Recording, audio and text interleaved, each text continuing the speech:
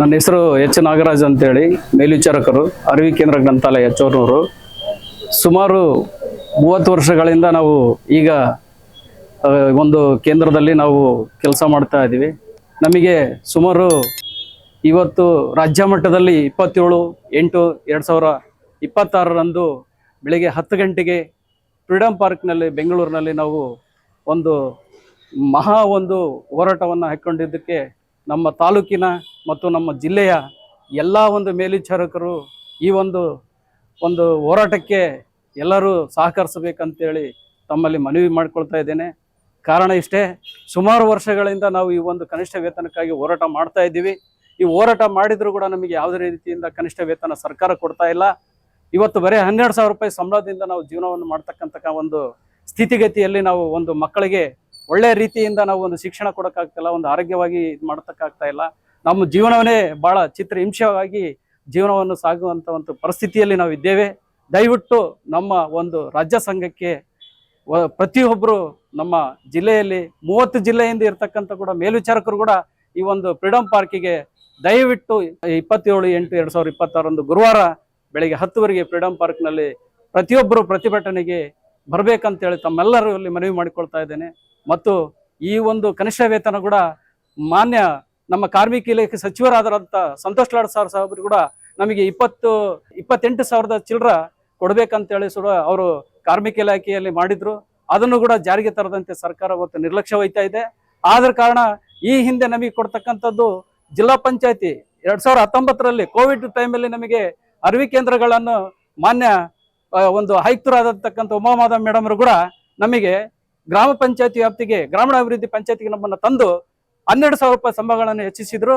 ಅದು ತದನಂತರ ನಮಗೆ 2 ವರ್ಷದ ನಂತರ ಮತ್ತೆ ನಮಗೆ ಕನಿಷ್ಠ ವೇತನ 19,200 ಕೊಡ್ಬೇಕಂತ ಹೇಳ್ಬಿಟ್ಟು ಅವರು ಆದೇಶ ಮಾಡಿದ್ರು ಕೂಡ ಈ 19,200 ನಾವು 12,000 ಸರ್ಕಾರದ ಗೌರವಧನ ಕೊಡಬೇಕು.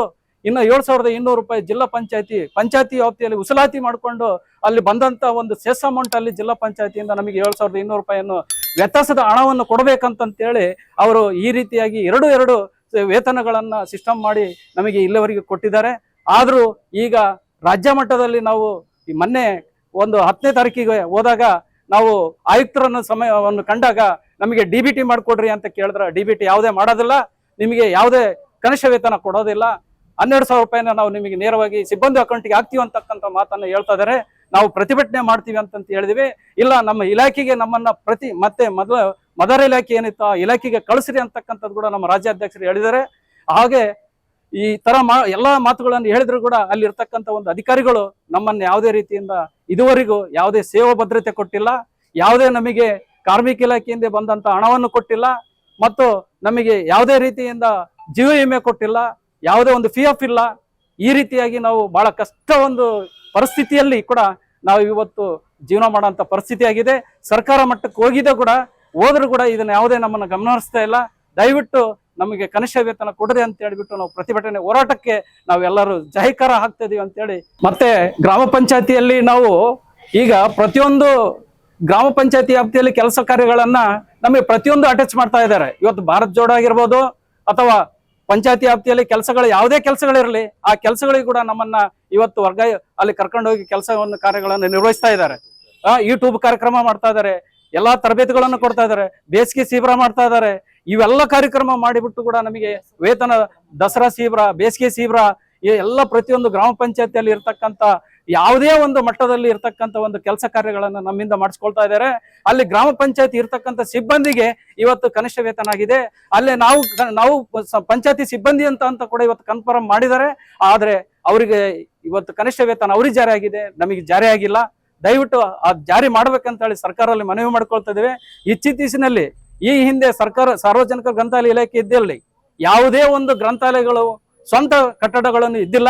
ಈ ಗ್ರಾಮ ಪಂಚಾಯತಿ ವ್ಯಾಪ್ತಿ ಬಂದಾಗ ಮಾನ್ಯ ನಮ್ಮ ಶಾಸಕರಾದಂತ ಮತ್ತು ಸಂಸದರಾದಂತಕ್ಕಂಥ ತುಕಾರಾಮ್ ಸಾರು ಮತ್ತು ಅನ್ನಪೂರ್ಣ ಮೇಡಮ್ ಅವರು DMF ಫಂಡ್ ಅಲ್ಲಿ ಸಾಕಷ್ಟು ಇವತ್ತು ನಮ್ಮ ತಾಲೂಕಿನಲ್ಲಿ ಸುಮಾರು 10ರಿಂದ 15 ಬಿಲ್ಡಿಂಗ್ ಅನ್ನು ಮಾಡಿ ನಮಗೆ ಇವತ್ತು ಗ್ರಂಥಾಲಯಗಳಿಗೆ ಸ್ಥಳಾವಕಾಶಗಳನ್ನ ಮತ್ತು ನಿವೇಶನ ಮಾಡಿಕೊಟ್ಟು ಅವರು ನಿಜವಾಗ್ಲೂ ಅಂದ್ರೆ ಗ್ರಂಥಾಲಯಗಳನ್ನ ಉದ್ಧಾರ ಮಾಡ್ಬೇಕಂತಕ್ಕಂಥ ಒಂದು ಮನೋಭಾವ ಇಟ್ಟುಕೊಂಡು ಇವತ್ತು ನಮ್ಮ ಗ್ರಾಮ ಪಂಚಾಯತಿ ವ್ಯಾಪ್ತಿಗೆ ಒಂದು ಬಿಲ್ಡಿಂಗ್ ಅನ್ನು ಕಟ್ಟಿಸಿಕೊಟ್ಟು ಇವತ್ತು ಒಂದು ಸ್ಥಳ ಭದ್ರತೆಯನ್ನು ಮಾಡಿಕೊಟ್ಟಿದ್ದಾರೆ ಅಂತೇಳಿ ಕೂಡ ಅವರಲ್ಲಿ ನಾನು ಮನವಿ ಮಾಡಿಕೊಳ್ತಾ ಇದ್ದೇನೆ.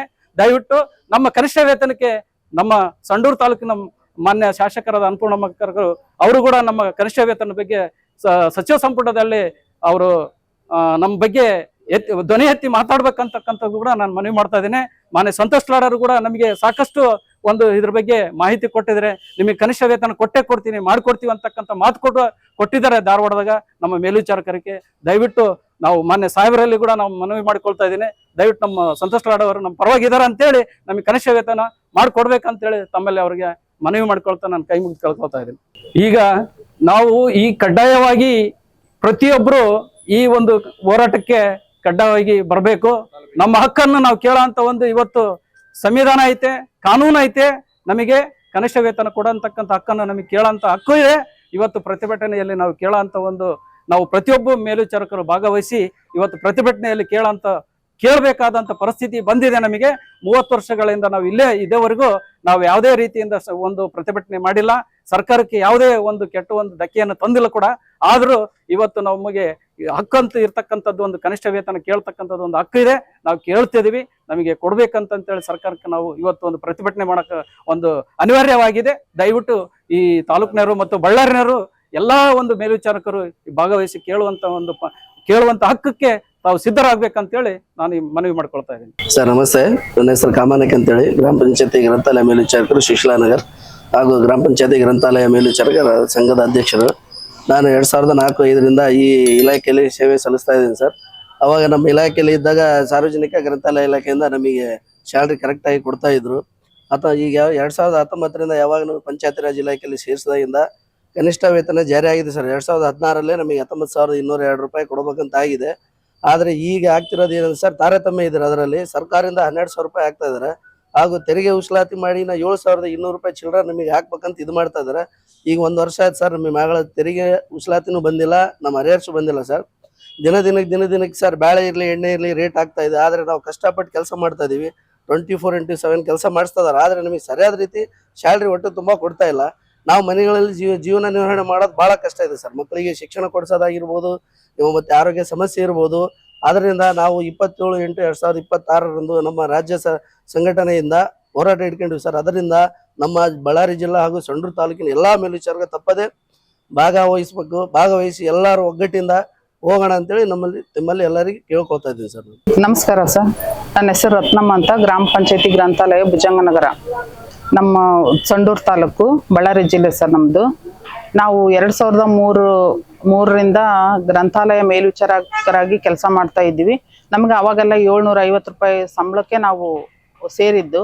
ಅಲ್ಲೆಯಿಂದ ನಾವು ಹೋರಾಟ ಮಾಡಿದರೆ 2,000, 2,500, 4,500 ಈ ಥರ ಸಂಬಳ ಮಾಡಿದ್ರು ಸರ್. ಈಗ 2019ರಿಂದ ಪಂಚಾಯತ್ ರಾಜ್ ಇಲಾಖೆಗೆ ಸೇರಿದ ಮೇಲೆ 12,000 ರೂಪಾಯಿ ನಮಗೆ ಸಂಬಳ ಹೆಚ್ಚಿಸಿದ್ರು. ಅಲ್ಲಿಂದ ಇಲ್ಲಿವರೆಗೂ ನಾವು ಹೋರಾಟ ಮಾಡ್ತಾ ಇದ್ದೀವಿ. DOಗಳಿಗೆ, ಜವಾನ ಎಲ್ಲರಿಗೂ ನಾವು ಪಂಚಾಯತಿ ಸ್ಟಾಫ್ಗೆಲ್ಲ ಜಾಸ್ತಿ ಮಾಡಿದ್ದಾರೆ, ನಮಗೆ ಮಾತ್ರ ಬರೀ 12,000 ಮಾಡಿದ್ದಾರೆ. ಅವ್ರ ಥರನೇ ನಾವು ಪಂಚಾಯತಿ ಸಿಬ್ಬಂದಿ ಅಂತ ತಿಳ್ಕೊಂಡು ನಮಗೂ ಜಾಸ್ತಿ ಮಾಡ್ರಿ ಅಂತ ನಾವು ಕೇಳ್ಕೊಳ್ತಿದ್ದೀವಿ ಸರ್. ಯಾಕಂದರೆ ದಿನ ಹೆಚ್ಚಾಗ್ತಿದೆ ಎಲ್ಲ ದಿನಸಿ ಬೆಲೆಗಳು. 12,000ದಿಂದ ಜೀವನ ಮಾಡೋದು ಭಾಳ ಕಷ್ಟ ಇದೆ. ಮಕ್ಕಳ ಸ್ಕೂಲ್ ಫೀಸು ಎಲ್ಲ ತುಂಬ ಕಷ್ಟ ಇದೆ. ಅದಕ್ಕೆ ನಮಗೆ ಕೂಡ ಅವ್ರ ಥರ ಕನಿಷ್ಠ ವೇತನ ಮಾಡಿ ಅಂತ ಕೇಳ್ಕೊಳ್ತಾ ಇದ್ದೀವಿ ಸರ್.